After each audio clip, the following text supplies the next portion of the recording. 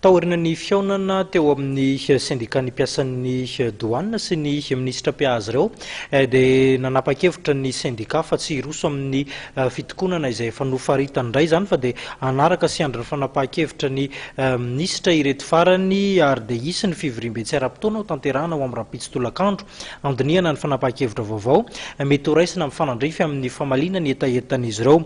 Izay ny amin'iny fa tontolon'ny fampianarana ambony rehefa misy ny olana eo amin'ny fanjakana sy ny mpampianatra mpikaroka mivondrona anatin'ny CSS dia latsaka anka-terena hatrany ary mizaka ny olana ny mpianatra eny amin'ny anjerimanontolo eny.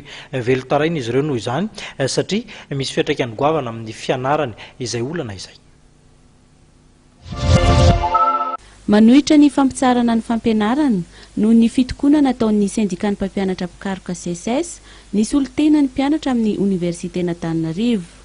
Tsy ekena hoy izy ireo ny anaovana ny mpianatra ankilabao. Zahay zany dia matsiaro tena ho victime ao anatin'ny zao olana mitranga rehetrarehetra zao.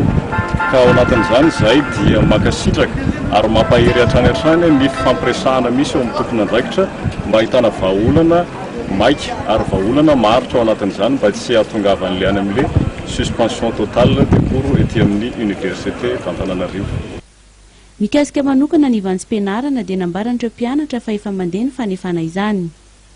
Any bourse moa zany ho ana médecine efa nianatra efa nisy 10 volana zany ka tamin'ny mois de janvier satria amin'ny fianarana lava dia lava dia efa moko efa rariny angamba raha ohatra fa miroso amin'izay fandraisana bourse zay zany zany médecine Nisy androany ny fiaonana tamin'ny mpanao gazety no tanterahan'ny mpianatra avy amin'ny sampam-pianarana samihafa eny amin'ny oniversitena Antananarivo.